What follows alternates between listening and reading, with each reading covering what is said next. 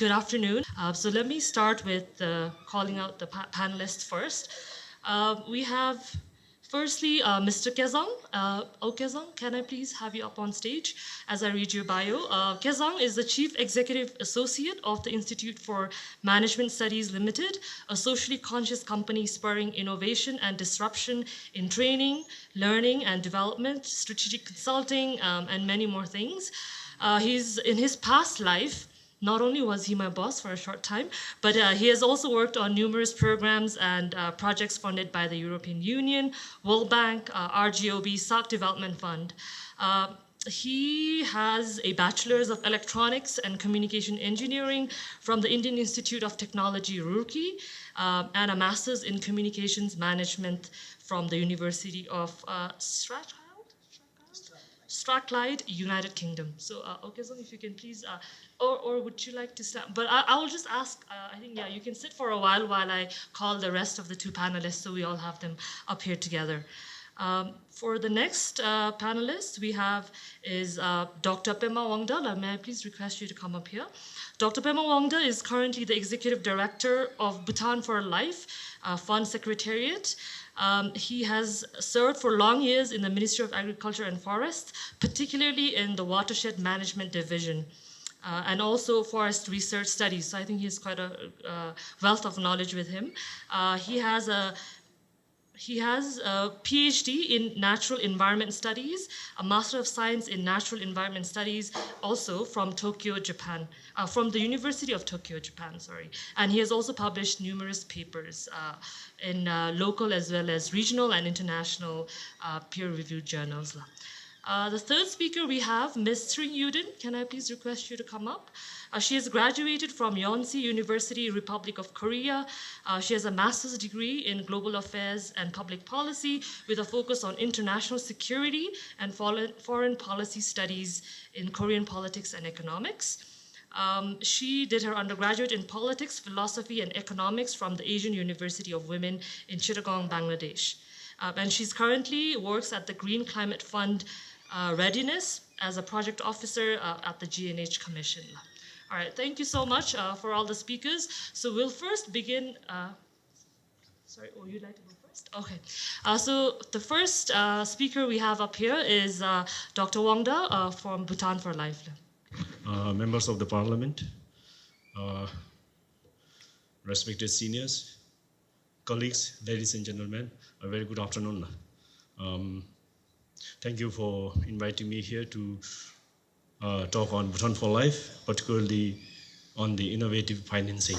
And now I'm pretty sure that half of the House may not know about Bhutan for Life. So maybe I'll put a context first, and then maybe I'll touch on that. And hopefully I will finish within the time allocated to me. Bhutan for Life now, before introducing that, I would like to first quote from His Majesty's speech. Bhutan for Life is not for youth, but it belongs to the youth of Bhutan. And that was expressed, quoted from Her Majesty Gyaltsin's address during the launch of the Bhutan for Life initiative in 2017, November 11, coinciding with the 4th King's birth anniversary. So with this, now I would like to first touch on the conservation journey of Bhutan, far-sighted vision of our monarchs.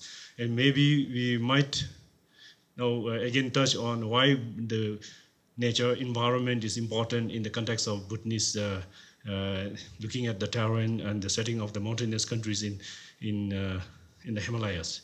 So if you just look at starting from the 1900,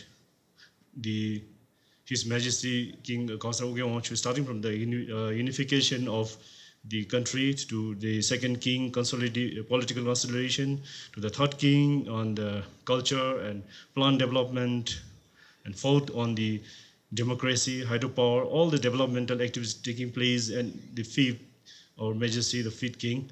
So if you look at all the journeys throughout, I think the environment is one of the core, the developmental part of that activities. So we have a very long visionary And we have a far-sighted monarchs. They put environment in the forefront of all the developmental activities. And I think that itself shows that Bhutan should remain, as already reflected in the constitution of the Kingdom of Bhutan, the 60% forest. But as mentioned earlier, that I think by some speakers that having 60 and now we have 70 and removing 10%, I think it makes no much, the cases in that case. So I will have several discussions in the following slides. And because of all these visionary monarchs, and their strategies and the plan activities, we have the highest forest proportion of forest cover in Asia, 71%, and part of one of the world's 10 most biodiverse regions. And a major milestone in 1993 is the declaration of the comprehensive network of protected areas. And we have 10 protected areas and 8 biological corridors. And protected areas consist of national parks, wildlife sanctuaries, strict nature reserves, and the biological corridors that links all the protected areas. And in 1999, designation of the biological corridors linking all the protected areas. And we made such a huge, the efforts in the field of conservation. And because of the result of all these conservation efforts, it sequesters more than 6 million tons of carbon dioxide annually, almost 5 million acres of protected areas that constitutes 52% of the total land area under the protected area. Yet, we have a lot of issues and threats, crossroads. For example, low economic diversification, high youth unemployment, human-wildlife conflict on the rise. We have illegal wildlife trades. We have a very porous border with our neighboring countries. I don't need to mention here. And then we have Bhutan needs a critical funding to address all these emerging issues. So that's where Bhutan for Life comes into action. And foreign aid, as you know, that Bhutan is graduating from LDC to mid-country level, mid-income country. We have to sustain, we have to maintain, we have to manage our own protected areas. So now the challenges, I think it's contradicting that we have more forest, we have more trees, will lead to high water.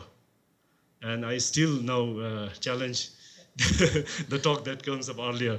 So we have a very good forest resources, yet we have a lot of human interference within the forest, especially on the catchments. We have all the degradations. We have the democracy with, democracy comes in the network of roads as pledged by all the, I don't blame any of the politicians, but I think it's the pledge of anybody, even for us, even the local governments. I think we pledge that we will connect you to each household, rural households. But we really need to look into how seriously it will impact the natural environment. And as a result, I think we have the natural disaster as well as the man-made. We have flash floods, we have fire, we have roadblocks, and just in a few days back, the recent, in the council issue that there were 23 roadblocks all over the country, especially in the east and the south. And if we can maintain a good forest cover, a good vegetation cover, I do not think that we have such a disasters, especially when it comes to flash floods and the roadblocks. So we really need to think that we need to work, bureaucrats and politicians and, and the CSOs, NGOs need to work together. We need to talk together. We need to come together to achieve all these issues. And the challenges like 23 roadblocks, council systems, drying paddy fields, it's all the climate change. We cannot, change the climate patterns, but we can do something to actually reduce and mitigate. We have fire lit 35 homeless in July 4, and recent red rain caused from the millions in July 3. So, in the short period of time, we have all these issues happening.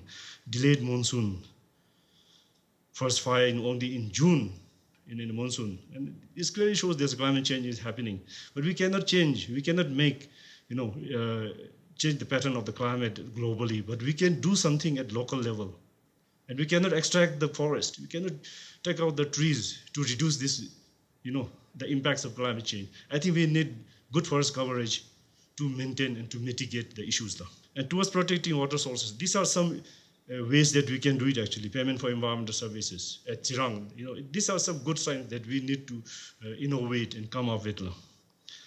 And with this, like even the land use changes. In 2003, a very, a nice open clutter grazing, but in 2007, you see, what will happen now if there's a, as I mentioned earlier, you pour water on the sponge and water on the bare soil. As Namgir mentioned that, I did not mention where the soil is, but of course, if you place in a level, in condition of the Bhutan, 90% terrain, I don't think that having good forest cover will have more, advantage than having no forest. And following 2000 and 2005 with ecotourism, we need to plant properly, then only we can achieve. So we need to find a way in between. Balance and sustainable development paradigm is very much required. To balance the need for economic development with need to protect natural resources. Balance opportunities in the cities with incentives in the rural villages. These are something that we desire to do it. And balance tradition with the desire for modern amenities. These are challenges. There are ways that we can actually achieve such things. And what's the solution now? It comes to, Bhutan for Life can be one of the strategic and long-term innovative solutions. And we are blessed with the Royal Charter that Bhutan for Life is important, is on time to institute it, to establish, to protect our natural environment for now and for the future generation. As said earlier, that Bhutan for Life is not for the youth. Bhutan for Life belongs to the youth. Bhutan for Life belongs to the youth. And Bhutan for Life is a project financed for permanence. Bhutan for Life is an innovative funding initiative that aims to provide a sustained flow of finance to maintain the country's protected areas and biological corridors for perpetuity. We set 14 years until Bhutanese government takes over the cost entirely without any foreign assistance. So which means we are already in the mid-income country. So now, during that, we need to find out.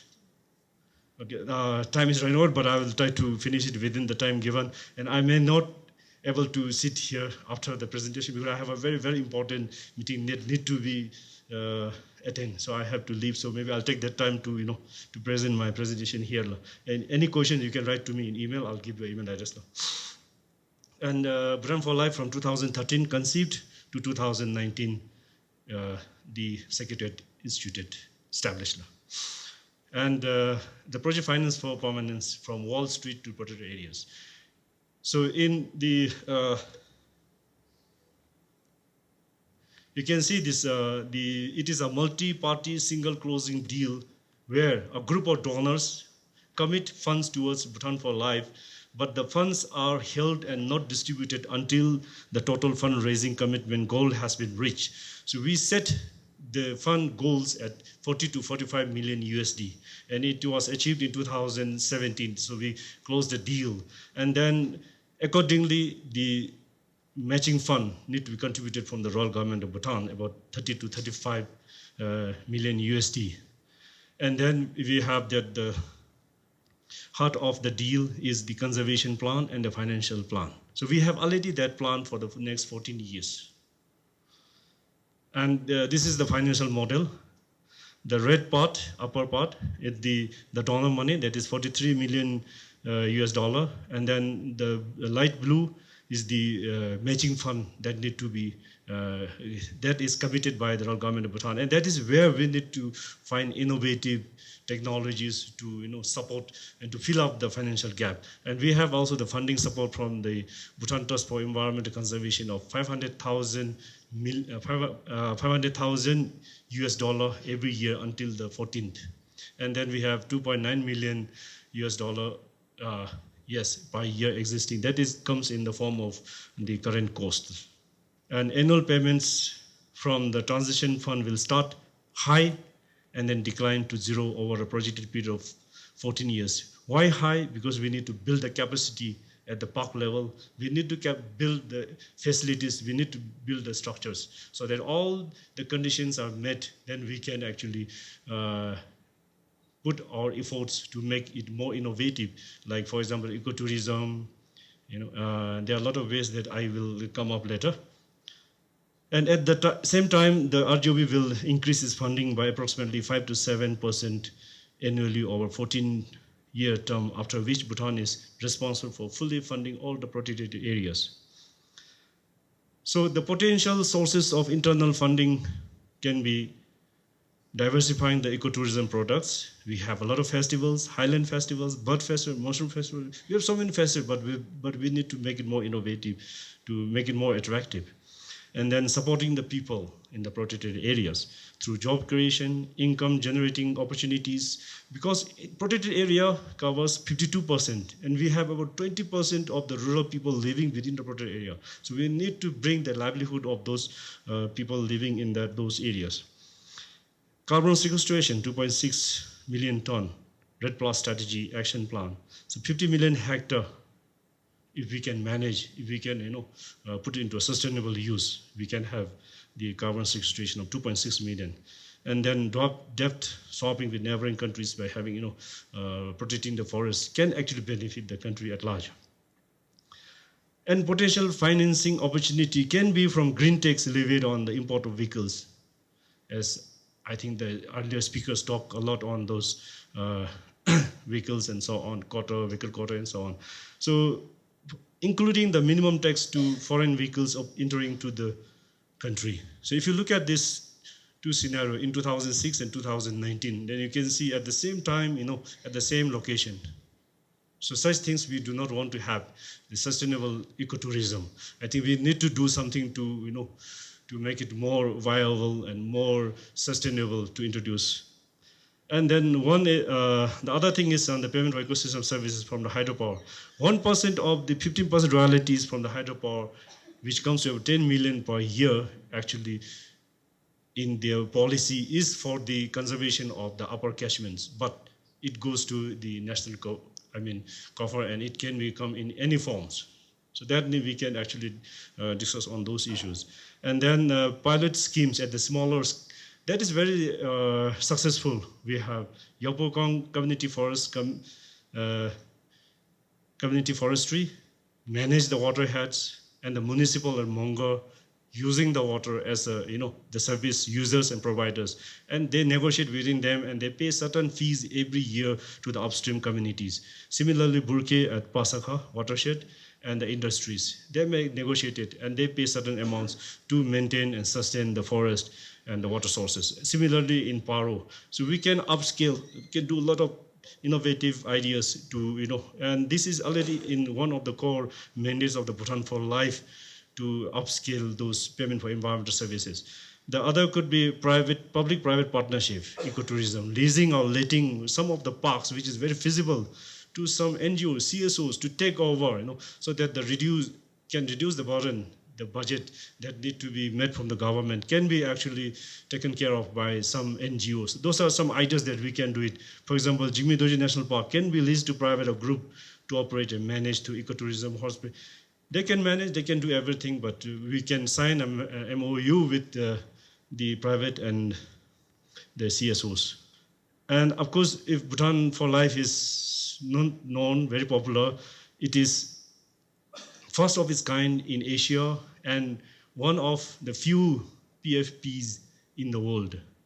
So in America with Great Bear, in Costa Rica Forever, ARPA in Brazil, and in Asia, Bhutan for Life, with the 43.1 million first in Asia. And with this BFL, what will happen? 51% of the forest, of the land, put under improved management, sustainable management. And then 35.1 million tons of carbon can be sequestrated at the end of the period. And 20% of the rural livelihood will be enhanced and supported. And as a popular saying, the middle path, as a development philosophy, it is better to have milk and cheese many times than beef just once. So I will not go for logging of trees in the country. Having less forest and more water is absolutely wrong. And Native American proverb says, we do not inherit the earth from our ancestors, we borrow it from our children. So we need to hand over our nature to our children intact and in pristine state. Thank you very much, and sorry for taking a few minutes. Thank you. You mentioned about the payment of ecosystem services. Could you please elaborate a little bit on that so our audiences know a little bit more on that? So payment for ecosystem services, I think to establish such a sustainable mechanisms to maintain the fragile ecosystem in the country, I think it's already in many of the legal documents. So by going all this, going through reviewing all the documents, I think that we have a huge potential to develop the ecosystem payment for ecosystem services, and that relates to the upstreams and the downstreams, and that for the specific site specific. For example, in Paro, the group of community forest management groups, the farmers, they are managing the community forest at the water sources, at the upstreams of the water sources. And then we have all the hoteliers, the high-end hoteliers, downstream, Xualing. We have all these hotels at the downstreams. So now I'm no more in the bureaucracy, I'm already exited. So the department actually did as an intermediary between the two, and then they discuss and mediate between the two that the conditions, there are a lot of conditions that need to be set out, that the upper communities will manage those forests and then maintain the quality of the water. And then the downstream users are very happy and they are very much interested to, they are actually in a good way to pay certain incentives to the upstreams. So in both ways, they like win-win situations. And moreover, in the downstreams, in the hoteliers, we plan to actually have certain things that in every hotel, for example, Xualing, they might have in the water that they use comes from the upstreams. So the certain money that they pay will actually go to the communities that they are as beneficiaries in the upstreams. So the money that they pay actually goes to the upstreams, and even the tourists, I think, they will be very happy. And that way, I think we can actually do a lot of things, especially in the protected areas in the country. And at the large scale, of course, we have the hydropower, because hydropower without water, there's no meaning. So we need to really maintain the upstreams. And who are the upstream dwellers? The communities, the local people, and the parks are all located on those areas. And we have a huge potential to establish that sustainable mechanisms in that area. Thank you. Just to say that yesterday I was reading an article published in Financial Times this week about something called rhino bonds. I don't know if you've seen it, but I think it may be of interest to people.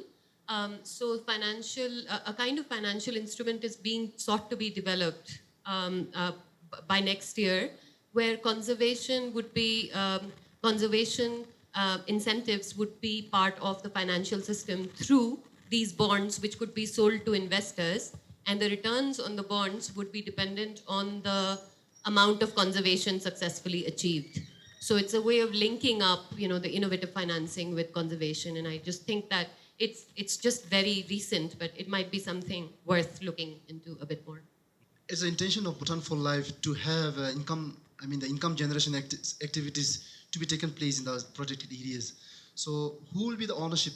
Is the park officials going to get out the employment opportunities there, or the youth living in the park areas? Thank you, sir. The protected area is not only for the Department of Forest. Protected area, it can encompass all the 3 RN or sectors, agriculture, livestock, forest. So communities are very much well taken care of within the protected area. And even for the job opportunities, for any other benefits, for example, human or wildlife conflicts, it will directly benefit the local communities. And that is also one of the major program within the Bhutan for Life, that we need to improve the livelihood of the local communities, because we need to take the people as part of the management options rather than isolating them. So they will be very well taken care of within the management conservation plan. So it's already there now. All right, thank you so much, the doctors. Thank you for staying with us, even though you have a meeting to go to. Now it's my pleasure to Leslie. Thank you. Please, a round of applause for Dr. Pem Lama. All right, so now we shall begin. We shall continue with our session with Kezang here, who will present on GNH-inspired circular economy. So thank you, Dr. Sangi. Good afternoon. I can still feel the stress from the first session, and I think the timeliness of such an event, conference, which is titled Bhutan as Biodemocracy, Building Socioeconomic and Environmental Resilience. Unless there is a stress point, there is no resilience. So we are here to discuss how we could be more resilient socially, economically, and environmentally. So I think the discourse is very timely, as Honorable Chief Guest also mentioned earlier. I'll be talking about how we could perhaps foster an economy called circular economy. And while this has been there for more than 30 years in the market, it might look new in Bhutan. And I would also like to relate this to how GNH based development is closer to a circular economy. The theme, as you are aware, is rethinking economy mindfully, and what are the crucial issues that lie at the intersections of economy, development, and environment, and I guess some call it economy, governance, and environment. What is a circular economy? Again, these are international a definition of, I'm not sure if the audio will play. Well, I think I'll have to skip the video since there is no internet. I'll move on with the presentation. So circular economy is an economic system where you're looking at moving from an end-of-life take, make, and dispose economic model to a system where you make a product, use it, reuse it, remake it, recycle it. So this is actually at the core of what a circular economy is. I thought I'll make my presentation simpler by showing a video and move fast through my slides, but yeah, that doesn't change the context. So basically, moving from a concept of end of life to a virtuous cycle of a sustainable economy. And a situation where this creates more economic opportunities, employment opportunities, as well as the need, of course, of skilling, reskilling people. We heard Dr. Sige talk about artificial intelligence, Industry 4.0, which is disrupting the whole world, and the need for us to keep up with these changing times, and obviously also the need to come up with measures for us to be resilient economically, socially, and environmentally. Is there a thing called a GNH-based circular economy? I think there is. We have been, GNH has been there with us since the early 70s as an overarching development goal, and it continues to be the thread that intertwines the different governments that come into. We had 3 governments, so I mean this is the single most overarching thread that binds any party to a common cause, and at the core is the health and happiness and well-being of citizens that is placed before just pure gross domestic product. And I have changed this bullet because I think Namgezam said Suriname is also there in the list of 2 countries which are carbon negative earlier in the session. So I had to change it to say one of the world's 2 carbon negative countries, which qualifies us also to be a circular economy. We have also embarked on, especially the Center for Bhutanese Studies and GNH Research has embarked on what is called the GNH in Business certification, which integrates elements of the pillars of gross national happiness, the tenets, the domains, and the indicators of gross national happiness into businesses in the country.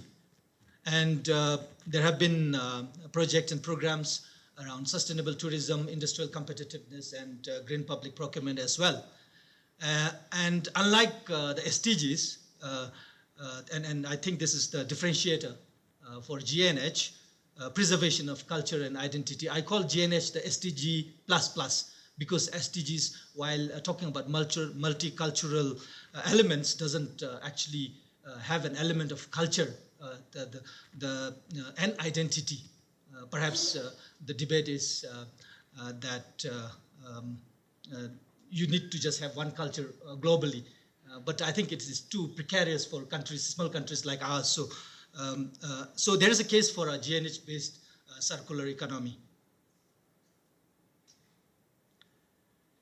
And this is a clip from BIFIT 2019.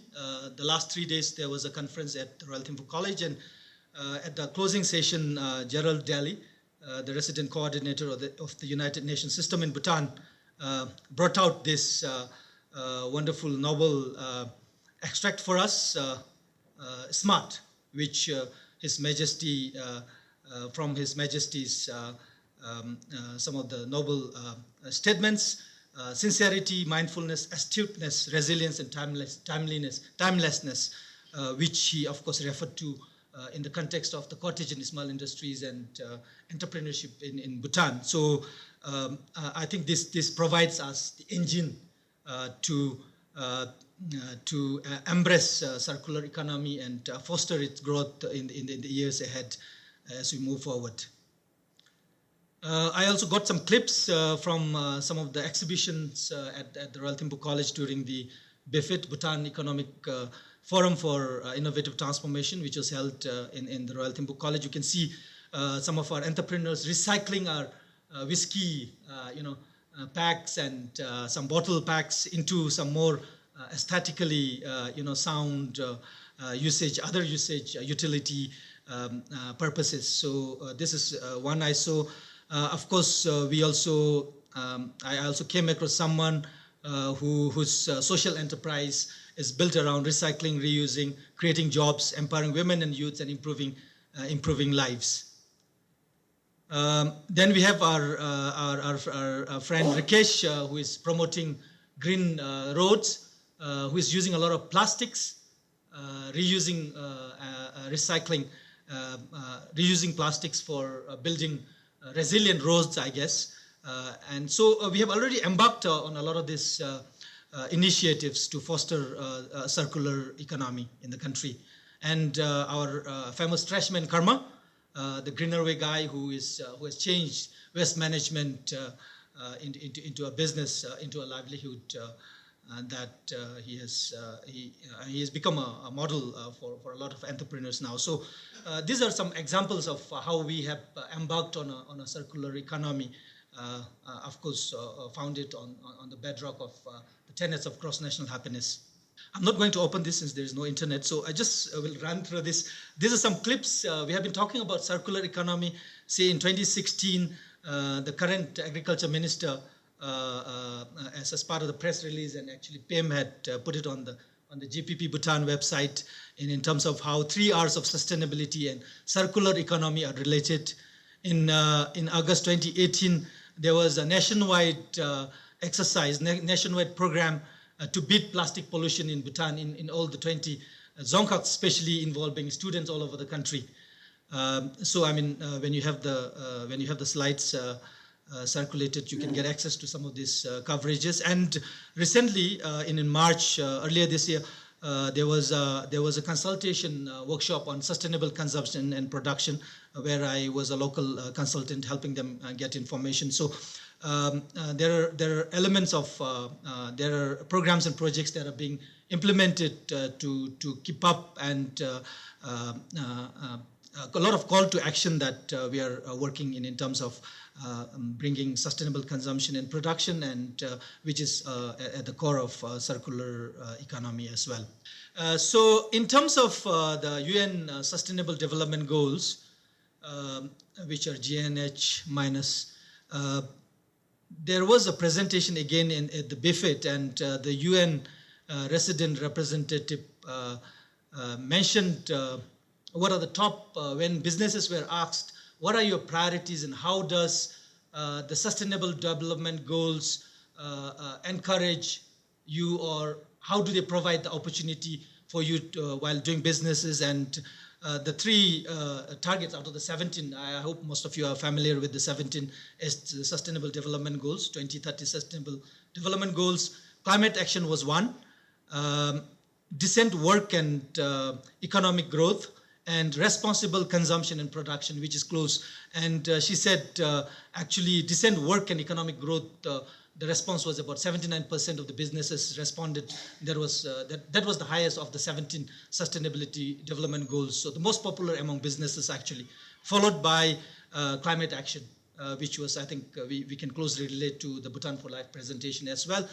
And the final one, the responsible consumption and production, which I mentioned in terms of the sustainable consumption and production strategies that are being implemented in Bhutan. List popular business priorities, where zero hunger, no poverty, life below water. Most popular citizen priorities. You can see the contrast in terms of how citizens and businesses react. I just wanted to show you this summary, that study that was done by PwC. What are the suggested next steps for Bhutan? And again, this is related to the consultation workshop that took place in March this year. I think some of the things that are coming out are a national sustainable consumption and production strategy and action plan. And the three key segments that were identified were waste management, integrated waste management, sustainable procurement, and going beyond just public procurement.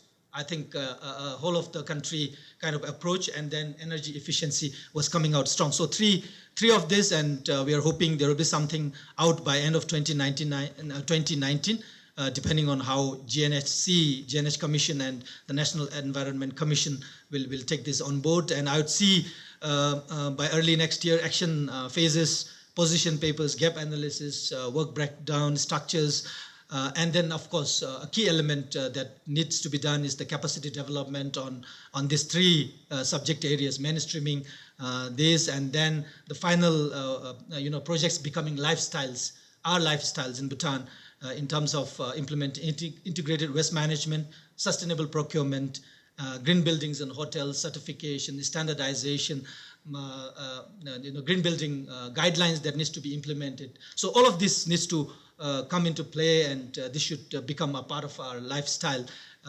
if we want to embrace the circular economy fully. So that's it. Be mindful, be part of the circular economy story, be happy and well. Thank you, and if you have any questions beyond the discussion, then I have my email here. Thank you very much. Thank you so much, Lao Kezang. That was a very interesting and informative presentation on linking GNH with the circular economy concept. Next, so we'll take all the questions later. So if you have any questions, please jot them down now. And then after our next presenter presents, we will then open up to the floor. Yes, now it's my pleasure to welcome Tshering Eudon from GNHC. Good afternoon, everyone. My name is Tshering Eudon, and I'm from Radisakeng constituency under the Tashkent district in the far eastern Bhutan. But before that, I just wanted to clarify that I came here today as a private individual, as a very concerned rural voters. So I would highly appreciate if you can kindly refrain yourself from asking questions directly towards my institution that I work with.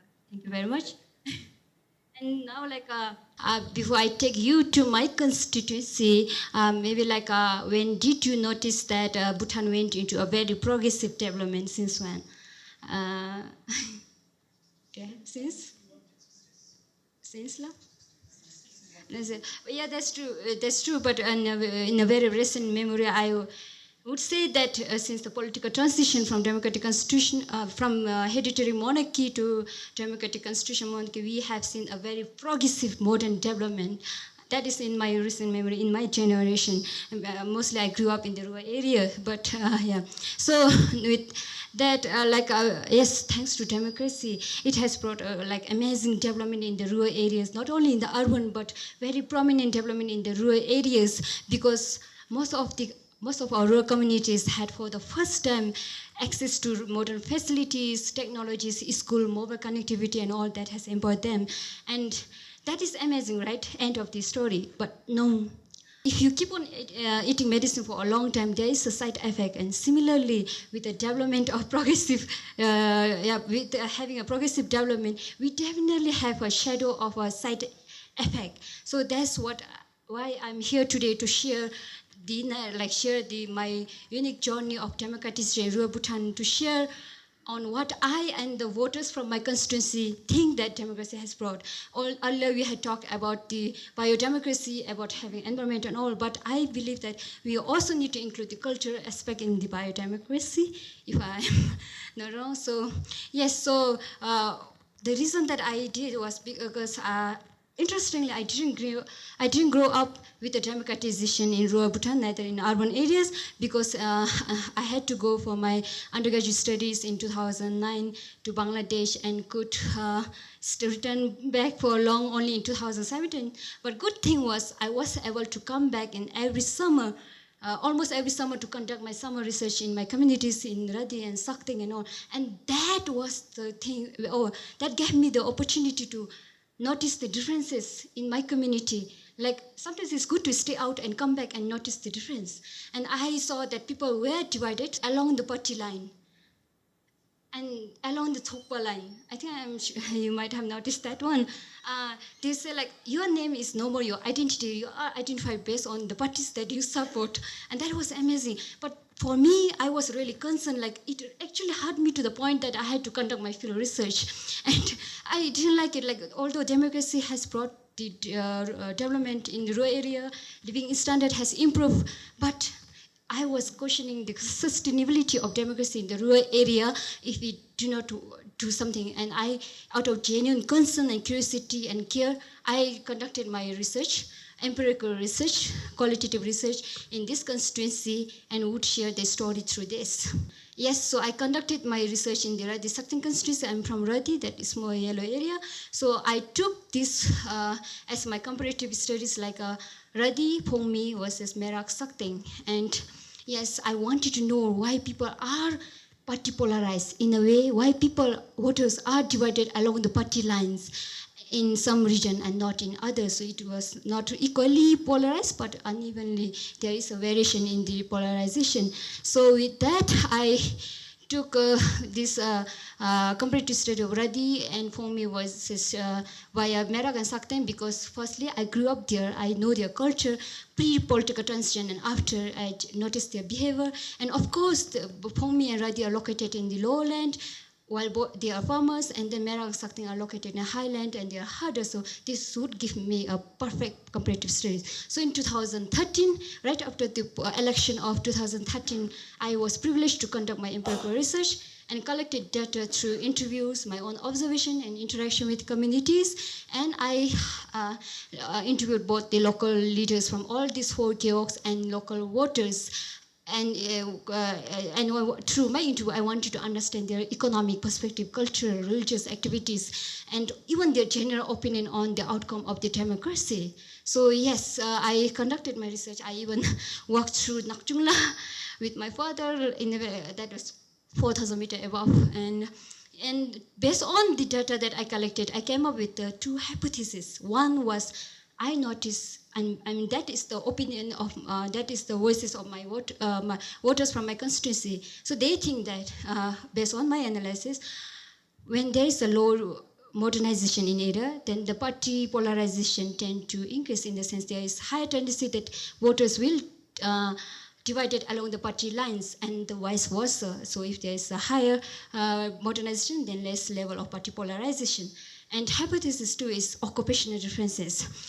If, depending on the nature of the occupation, the variation of the party polarization differs. So I really wanted to understand the community relationship through taking party polarization as my proxy dependent variable from the occupation and modernization. So the finding is that, yes, in my hypothesis 1, I noticed that when there is a high level of modernization, there is lesser chances of people being divided along the party lines. For example, Radi and Phongmi Gyok.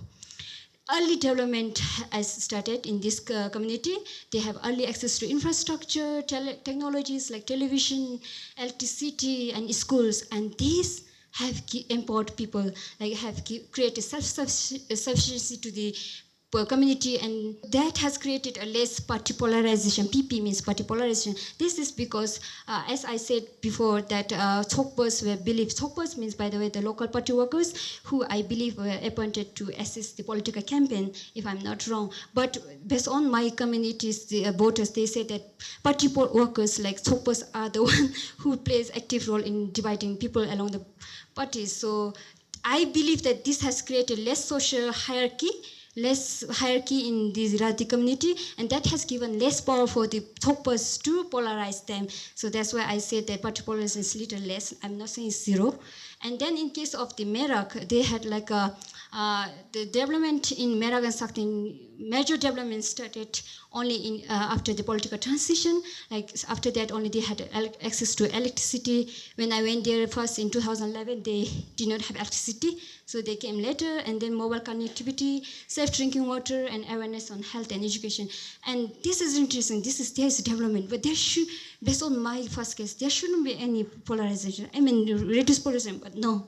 This is because this late development seems to have reinforced the power hierarchy there, because only the literate and higher socio-economic status people seems to have benefited this one, have taken the advantage, privilege of this one, while the poor people and poor majority of major illiterate voters tend to just escape from the poverty.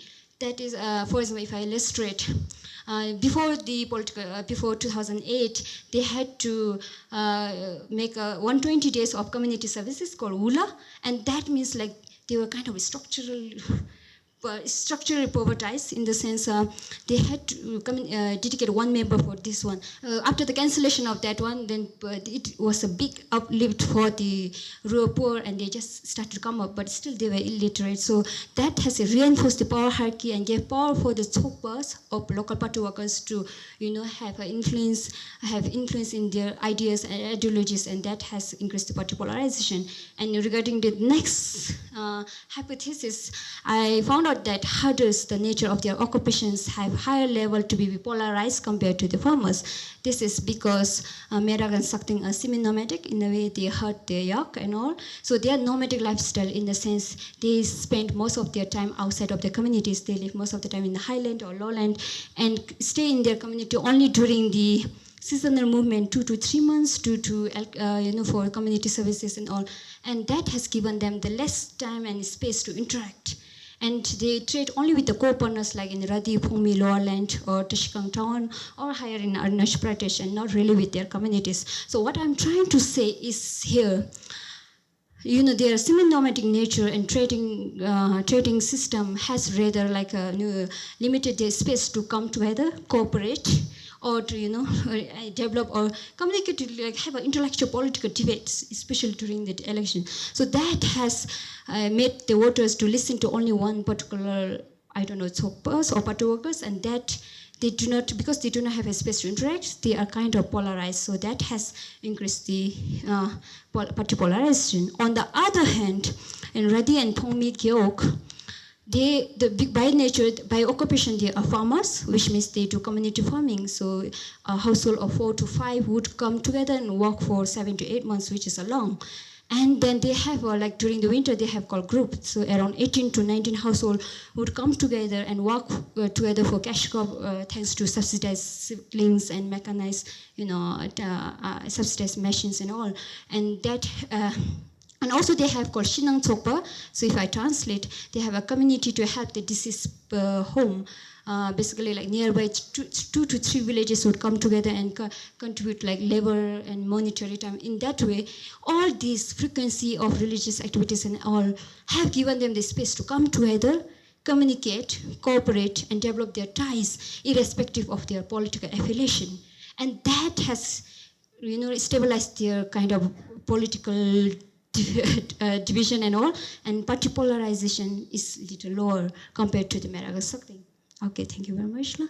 And yes, so to conclude, what I notice is, as a genuine concerned rural voter, we are at the crossroad.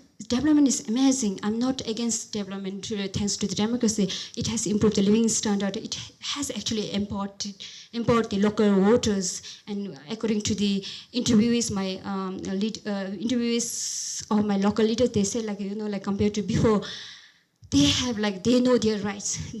Now we are silent because they talk the most. So that was interesting. But what I would say is development is there, inevitable. So you see the road has come to Sakting now. Before I worked for 2 days with mule when I went for my projects. But how can we preserve our cultural identity? How can we preserve our community vitality? I think that is the question of all. It's not one's responsibility as a responsible voters, as a politician, as a leader, policymakers. We all are responsible to have a development thanks to the democracy, because progressive development is inevitable in this democratic era. But we also need to strategically and critically think of balancing this one, how to create our own transition of democracy in the rural area at the national level. So thank you very much for your passion. All right, thank you so much for that very interesting presentation. Not something that we have thought about in our day-to-day lives because we're so far removed from that part of our country. All right, so I think I'm going to skip the part where I ask questions and go straight to you because we only have about maybe 15 minutes of question answers. Just to round up what we just heard, although Dr. Pem Lama is not here, we talked about 3 very different but related concepts under rethinking our economy. The first one was innovative financing as a way of conservation and also moving towards the sustainable development agenda. The second was a G&H to be used in the context of a circular economy, where we move away from just throwing our things to actually building, reusing it, and to maintain a more sustainable economy. And then the third, although it does not seem like it's related to economy and more towards democratization, when I was actually reading her research, I figured that it actually did have an implication on our economic development. Because what the hypothesis was that less developed in some ways created more polarization. So I think it really does question our policymakers and our society as to when we develop, we have to be very careful about the inequalities that we might create within regions, within communities, and how that will in return affect our society. So with those few summary of few points from our panelists, I'm going to open the floor to questions. Any questions? My question is more of a general issue. I want to sort of alert to the House floor here. Rethinking economy, that we have been talking about. We are a carbon negative country. We have enough capacity to sequester carbon dioxide. I'm trying to connect with figures here.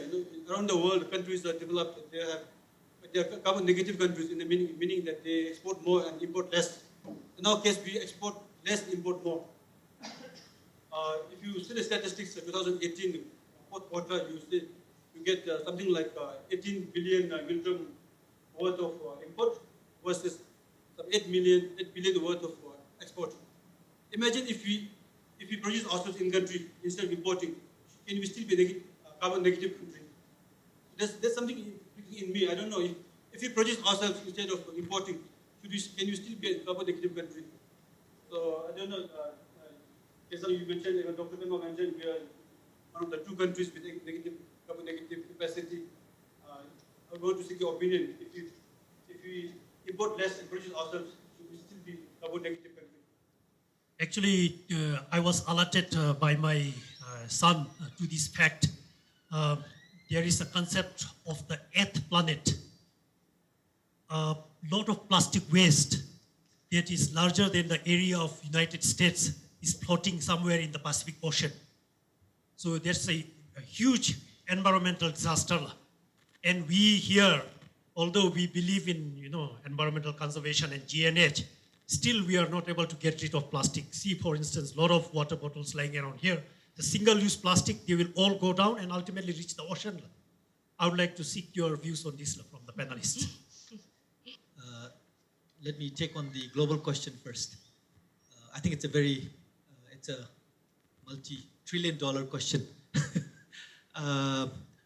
But I think there are concerted efforts that are being taken at the global level through the 2030 Sustainable Development Goals, where there are efforts for climate action, and plastics in the oceans, I think, is making waves of news time and again. So I think this is something that the big corporates and developed countries as well are part of the whole story, and working towards resolving. I don't have the figures, and similarly to what Dr. Jimmy mentioned, there is a case for carbon neutrality or carbon negativeness in producing our own goods and services. Obviously, in the sense, for instance, we export hydropower and we import more fossil fuels. That's the paradox. So if we can focus on hydropower, at least in the context of our economy, I think there is a big case. I don't have data again. I think the understanding that we are a carbon, I used to believe in being carbon neutral, but not carbon negative, but being short of data and having gone global from different governments, I thought this is an authentic, and I think it has been also proven through different international organizations like the UN, the World Bank have endorsed this, that to be our carbon negative country. And the circular economy actually focuses on not just imports and exports in the strictest sense. It's reusing, recycling. I don't know, Dr. Jimmy, whether you used JB clothes. I used JB clothes in my school days, primary school days. So all of this, car sharing that is coming up, using old used clothes, that if we produce it here, or even if we don't produce, import and then reuse it, then there are even now within the electric car community industry, they're talking about leasing batteries, so that leasing electric car batteries, so that the cost of the electric car goes down. So this leasing and sharing model is becoming the norm, and this is good in the sense that the producers are taking on the responsibility even more than the consumers, because the goods are going back to them, and they'll have to ensure that when it is received by them, there is some value to that. And so when they manufacture it, they take all of those factors into account, the life cycle thinking that is an important element. So the circular economy focusing on reusing, refurbishing, repairing, recycling. And as Sige mentioned, I think we talk a lot about all of this, and the other day at the Buffet, we saw a lot of these bottles lying inside. I was trying to pick up some of those. And I think it's sometimes being in a JNH country and talking about sustainability, to see bottles lying all around in the conference hall, I had to alert the organizers. So things like that, but then I think this is business for someone who is collecting, who is doing the green roads, who is doing aesthetically sound arts and crafts out of these wastes. So there is, I think, a case for us if we do import substitution. I think there are more, the opportunity for us to be carbon neutral at least is strong. No data, sorry, I'll go back and find out for you. Not just the seas, but also in outer space. There is tons of plastic, tons of waste, that human waste from space stations that floats around in outer space. So as a species, we are completely strange that we do this. I remember, I don't know if Sange is in the room, but I do remember that at some point when we were speaking, I did mention that we must make sure to have, not enough plastic. But I'll tell you something else. I think that when you fly Druk Air in and you sit, I can say this because we are all, you are all Bhutanese, that the tray of the food that is served, you can take a picture of it and then say, what's Bhutanese in this tray? And I'm sorry to say, not even the cheese, nothing. So I think that one of the things that one can easily do is to indigenize and use more and more of domestically produced things, because that sort of thing, even people who are not Bhutanese and not within that context notice.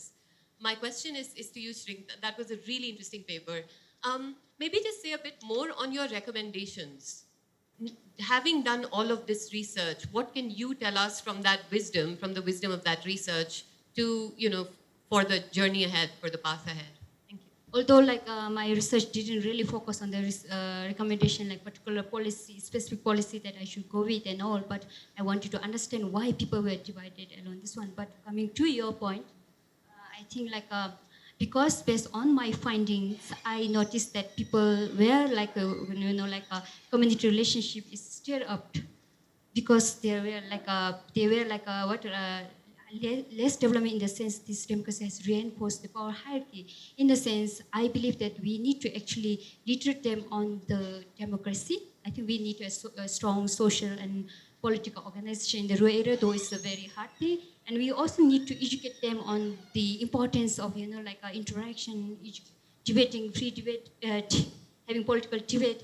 And I think what I personally feel is the importance of educating the rural voters on the importance of democracy. And in that way, we can have a very a fair elections, at the same time electing the candidates that people truly believe that they want. Let me quickly throw some information that we saw at the BIFIT with regard to local products. And the theme was catalyzing the cottage and small industries in Bhutan. So there was this presentation from Kofuku International, which is a dairy company in the East, and they are now looking at distributing their products like curd, milk, and other cheese, other products to different hotels, high-end hotels, and airlines. Yeah, local consumption and production should be at the core of catalyzing our small and cottage and small industries. I strongly believe, and there was a strong recommendation towards that at that conference. I just wanted to share that, and as part of the Green Public Procurement project that Pem and a few colleagues here, we also work towards promoting local consumption in the sense of what SNB has done, linking schools and institutions to vegetable farmers in different parts of the country, which is now being taken up by the Ministry of Agriculture. The minister worked in the GPP project as well, so hopefully that is driving the whole initiative where the local produces from farmers are being connected or being consumed by the local institutions, the monk body, the schools, and different institutions in a particular locality, and obviously contributing to a lot of reduction in carbon footprints that transportation would incur, even if you're importing from across the border, the kind of carbon footprints that would be generated. So I just wanted to share some of this that I have had. So I think based on my own personal experiences, I was there during the election campaign and all, and I think most of might share this similar experience and concern. So what I noticed was I noticed that people, the voters who support one party, do not really interact with the voters who support the other party. So there is a communication gap and all. I think that created highly, one side, in a sense, inclined towards one parties or one ideologies highly. And I believe, even I was self-censoring myself to interact with, other things who they identify me. So in a way, so I believe that I think this is not a healthy democracy in the rural areas. So I believe that there should be some policies related to election campaign where communities should come together, or they can go together and then educate them together in the same forum at the same time, same space. I think that would get interaction and create less party divisive. So that is my genuine I was reminded of this point that Ms. Tshering mentioned that she was obviously democracy also brought about a lot of development in these regions. But just to point out that it doesn't mean that it didn't exist at all in the beginning, and that it was not just through democracy that development has happened in Bhutan and certainly also in the rural parts. I think what you just said I'll consider those your last words. I'm sorry, I'm not giving you more time. I'll just wrap it up, just to again relink the presentations to our actual theme, which is rethinking the economy. In this context, I think a few things that stood out to me, or at least what I took away from this session, was not just the usage of economy, but how economy relates to our society and the environment. So when it comes to the usage of economy, I think from the example of Merak Saktin, we can say that actually it could be used for unifying. Maybe if we have a development model to actually build economies that build the capacity of people by education, giving them good access, good jobs, it really helps empower them, and maybe they then become better democratic citizens, more responsible citizens, more informed citizens. So economy has a real potential for societal development.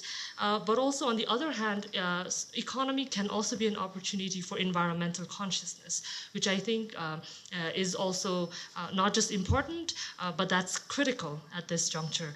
So those are a few things that I took away from the sessions. Thank you very much to our panelists. Thank you, all the audience, for your patience.